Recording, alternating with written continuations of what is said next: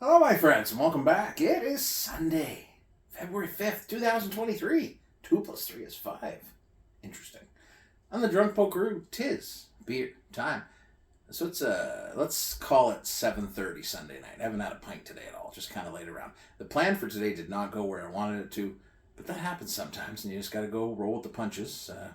I had things I wanted to do. I did not do them. I do not know why, but now I will have a beer from our pals at Bellwoods from my order the other week. I don't think I've got much left to go through from there, but I wanted this one. So they release Grandma's Boy every year, and it's a Foeder aged golden sour ale, generally with some kind of fruit in it, syrup, plums, or whatever. And it's really good, and it's very popular. And about 2 years ago, they decided to release actual Grandma, which is just the straight up Foeder fermented golden sour ale, 7.9%, funky, bready. So for me, I am not a huge fan of Brett beers. I used to have a friend named Brett, nice guy. But yeah, so I'm not a fan of the funky, because I always find they're weird. With exceptions, certain breweries I enjoy them from because I think they're well done, and I really wanted to try this. So when I got there, I'm not big, I usually don't get a lot of big bottles of beer anymore, unless it's bourbon barrel aged or something.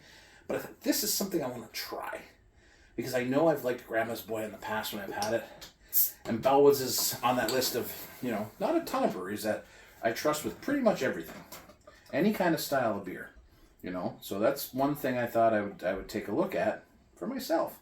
Because it is, at the end of the day, every beer I buy is a reflection of, probably at this point now it's changed, because I used to buy everything.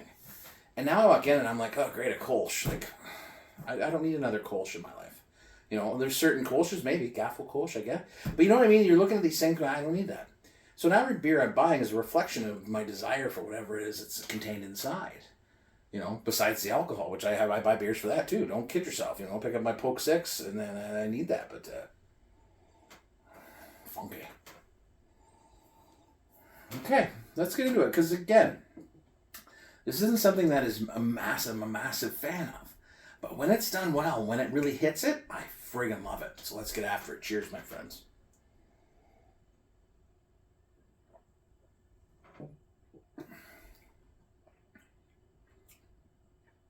I don't know how they do it. Like, I really don't. Is it their house strain of Brettanomyces yeast? Or whatever it is, or open fermentation, however the hell they do it. It's beautiful. It is this funky kind of, and barnyard is not the right word you're looking for, but it's the best way to describe it. Fresh. Have you ever been on a farm in the morning? Fresh farm kind of smell. It has a texture and taste to it. Pear. Definitely getting pear, very effervescent, nice and bubbly. You are getting touches of the oak on the back sides here. Like on the sides, it is tart, right? It's very tart. It's really, really wonderful. And it's incredibly complex, and I don't have the vocabulary to describe it because I don't drink enough of these. Like, you want to talk West Coast IPAs? I got all day for it, right? But I don't drink enough of these to understand why I like the ones I like, but I know what I like. I can't describe it to you, but I know it when I drink it. Do you know what I mean? Like, I don't know if anybody else has that too, but there's certain styles of beer where I'm just like, I know what I like, and I know what I don't like. And that's it. It's just, I know it. I can feel it. What's truly wonderful about this is the play.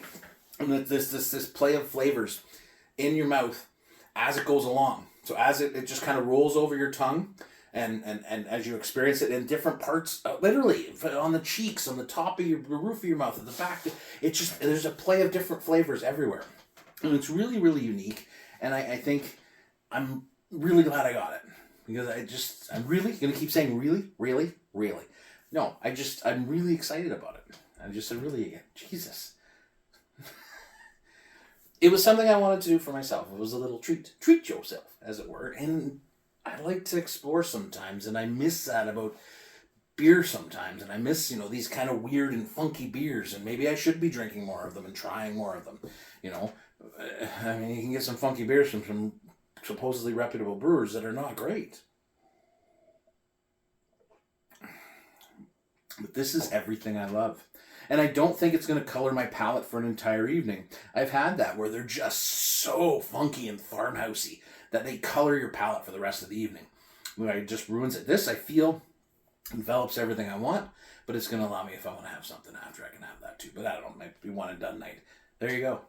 Get it. If you want to try just straight up Foeder Age Brettanomyces Golden Sour Ale, this probably is the one that will give you the most realistic and raw impression of what this beer can be. That's just my opinion. I'm one man, one poke, one dream, one more beer. Cheers.